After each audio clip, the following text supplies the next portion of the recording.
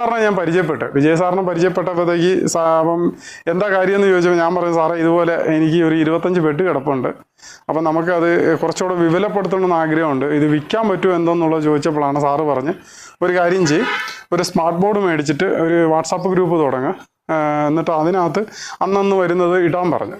ഞാൻ അങ്ങനെയാണ് നമ്മൾ ഈ 25 എന്നുള്ളത് നമ്മൾ ഇങ്ങനെ ഒരു വാട്സാപ്പ് ഗ്രൂപ്പ് ചെയ്തപ്പം അതെനിക്ക് അന്നെന്നുള്ളത് വിറ്റ് പോകുമായിരുന്നു.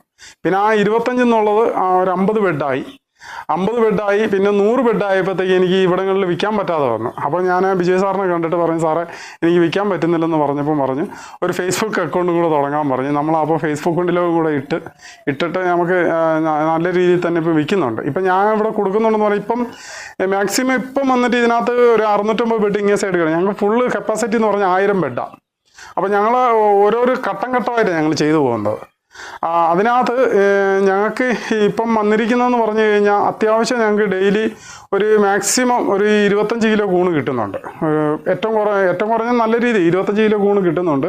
ഞാൻ കൊടുക്കുന്ന പീരുമേട്, പിന്നെ ഏലപ്പാറ, വാഗമണ്ണ്, ഈരാറ്റുപേട്ട, മുണ്ടക്കയം, പിന്നെ ഇങ്ങോട്ട് പോവുകയാണെങ്കിൽ നമ്മുടെ കട്ടപ്പന വരെ പോകുന്നുണ്ട്.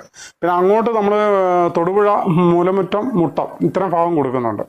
ഞങ്ങൾക്ക് ഇപ്പം ശരിക്കും പറഞ്ഞാൽ ഞങ്ങൾക്ക് തികയുന്നില്ല കൂണ്. പിന്നെ ഞങ്ങളുടെ ഇവിടെ കൃഷിഭവൻ്റെ ബിനുസാറും പിന്നെ ഞങ്ങളുടെ ADIയും പിന്നെ ബിജോയ് സാർ എല്ലാവരും ഞങ്ങൾക്ക് നല്ല സപ്പോർട്ടാണ്. അപ്പോൾ കുറച്ചുകൂടെ വിപുലപ്പെടുത്താനായിട്ട് ഞാൻ അവരോട് ചെന്ന് ചോദിച്ചപ്പം പറഞ്ഞു ഇപ്പോൾ ഒരു പ്രോജക്റ്റ് വെച്ചിട്ടുണ്ട്. അപ്പം ആ കൂൺ വിത്തിൻ്റെയും കൂൺ കൃഷിയുടെയും കൂടെ ഒരു പ്രോജക്റ്റ് ഞങ്ങൾക്ക് വേണ്ടിയിട്ട് ഈ വർഷം വെച്ച് തന്നിട്ടുണ്ട്. അതും കൂടെ കിട്ടുവാണെങ്കിൽ കുറച്ചുകൂടെ വിപുലപ്പെടുത്താൻ വേണ്ടിയിട്ടുള്ള ഇതിലാണ്.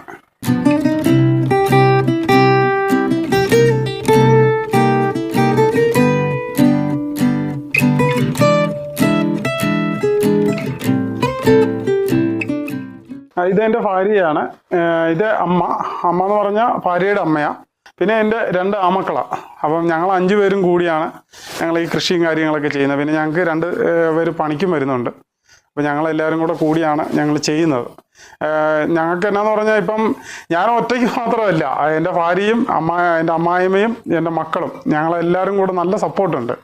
ഞങ്ങൾ ഈ ചെറിയ രീതിയിലിരുന്ന് ഇത്രത്തോളം വളർന്നു വരാൻ കാരണം എന്താണെന്ന് പറഞ്ഞു കഴിഞ്ഞാൽ ഇവരുടെ എല്ലാവരും കൂടെ ബുദ്ധിമുട്ടും അത് എങ്ങനെയാണെന്ന് നമുക്ക് അറിയത്തില്ല. അതായത് അത്രത്തോളം കഷ്ടപ്പാടുണ്ട് അവർ. ഞാൻ ഈ രാവിലെ ഈ കൂണ് വിൽക്കാൻ കൊണ്ടുപോയാൽ തന്നെ അവരതുപോലെ ഇതിനകത്ത് കിടന്ന് കഷ്ടപ്പെടുന്നുണ്ട്. അങ്ങനെയൊക്കെയാണ് ഞങ്ങൾ എല്ലാവരും കൂടെ ഉള്ള ഒരു കഠിനാധ്വാനം കൊണ്ടാണ് ഞങ്ങൾ ഇത്രത്തോളം വന്നത്.